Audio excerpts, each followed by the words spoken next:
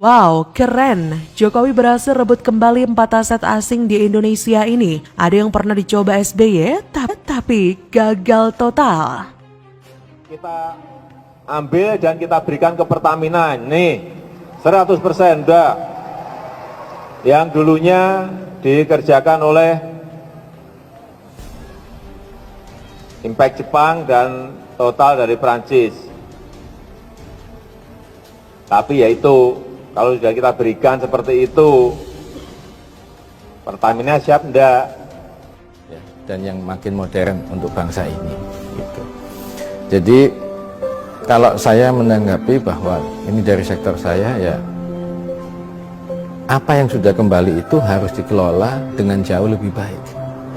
Jangan anak negeri mengelola aset di negeri sendiri, nanti hasilnya tidak menjadi lebih baik daripada orang asing yang mengelola. Kalau itu terjadi sangat malu. Tak bisa dipungkiri, di masa pemerintahan Presiden Jokowi, sejumlah aset sumber daya Indonesia yang sempat dikuasai pihak asing berhasil direbut kembali. Padahal, di pemerintahan-pemerintahan sebelumnya, termasuk pemerintahan mantan Presiden SBY alias Susilo Bambang Yudhoyono, hal tersebut belum sempat terwujud. Lantas, kira-kira aset asing apa saja yang berhasil direbut Indonesia di masa pemerintahan Presiden Jokowi? Langsung saja yuk, berikut 4 aset asing yang berhasil direbut kembali di masa pemerintahan Presiden Jokowi, sebagaimana dilansir Terkini ID dari berbagai sumber via 99.co. Yang pertama, Freeport.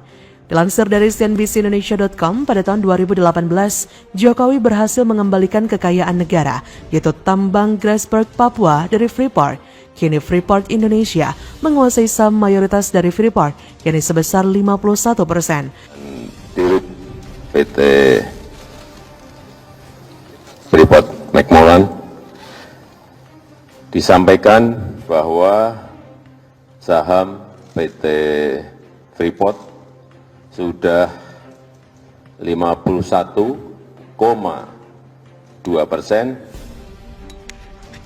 sudah beralih ke PT Inalum. Padahal sebelumnya, Indonesia hanya mendapatkan saham sebesar 9,36% saja. Pencapaian itu berhasil dilakukan setelah BUMN Tambang berhasil mencapai kesepakatan dengan Freeport McMoran soal akuisisi saham.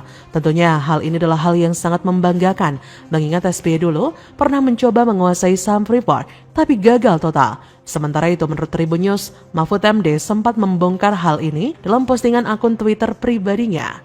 Tulisnya, setelah keluar Undang-Undang Nomor 4 Tahun 2009, Freeport masih ngotot ingin mempertahankan posisi kontraknya. Pemerintahan SBY sudah melakukan upaya-upaya tapi gagal, selalu diancam akan diarbitasikan. Awalnya pemerintahan Jokowi pun kesulitan juga, tapi akhirnya bisa selesai. 51% saham kita miliki. Tulis Mahfud MD.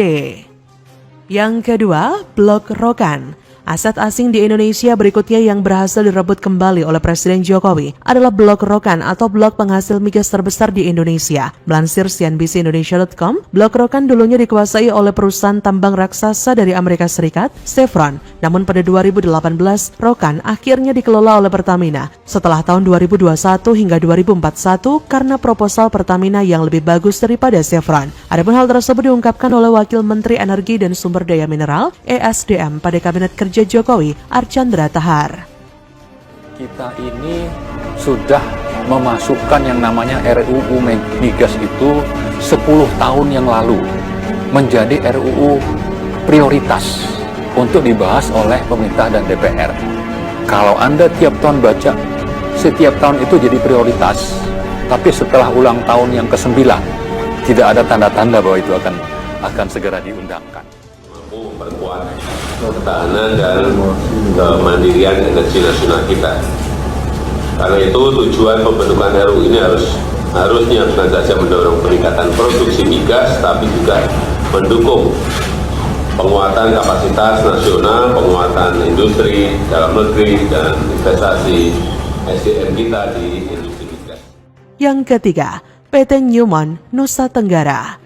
PT Newmont Nusa Tenggara adalah perusahaan tambang asal Amerika Serikat yang melakukan pertambangan di daerah Nusa Tenggara Barat. Seperti dilansir dari Merdeka.com, tambang emas terbesar di Nusa Tenggara itu kini berhasil diambil alih oleh Indonesia. Kata Presiden Jokowi dalam Kongres Ekonomi Umat dengan tema Arus Baru Ekonomi Indonesia, Newmont, tambang emas terbesar di Nusa Tenggara ini diambil alih semuanya oleh pengusaha nasional. Jokowi mengatakan hal tersebut pada Sabtu 22 April 2017. Setelah diambil alih, Newmont Nusa Tenggara pun kemudian diubah nama perusahaannya menjadi PT Aman Mineral Nusa Tenggara. Yang keempat, Blok Mahakam. Aset asing di Indonesia terakhir yang berhasil diambil alih di masa pemerintahan Presiden Jokowi adalah Blok Mahakam. Blok Mahakam merupakan blok migas di Kalimantan Timur yang telah lama dikuasai oleh perusahaan Perancis, ENP. Lansir dari cnbcindonesia.com, Presiden Jokowi menyatakan Blok Mahakam kini telah diambil kembali oleh Indonesia setelah puluhan tahun dikuasai Perancis pihak asing. Ia pun menyerahkan kekuasaan Blok Mahakam ke Pertamina pada tahun 2018. Kita saksikan bersama, Jokowi berhasil membawa kembali marwah Indonesia. Dan lebih daripada itu, story of life atau jalan cerita hidup Pak Jokowi menginspirasi begitu banyak orang. Sekarang semua lebih yakin dalam bercita-cita. Jadi orang besar tak perlu berbadan besar. Maksudnya, jadi orang besar tak harus terlahir kaya atau keturunan orang penting. Karena toh semua orang penting di mata Tuhan. Begitupun jujur saya katakan, tak ada pemerintahan yang sempurna. Tapi saya yakin sampai nanti akhir jabatan Bapak Jokowi di 2024, Indonesia akan jauh lebih baik daripada era-era sebelumnya. Hanya di tangan Jokowi lah Indonesia bisa kembali berjaya.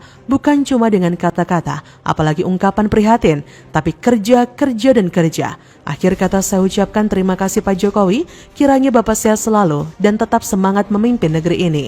Bagaimana menurut Anda?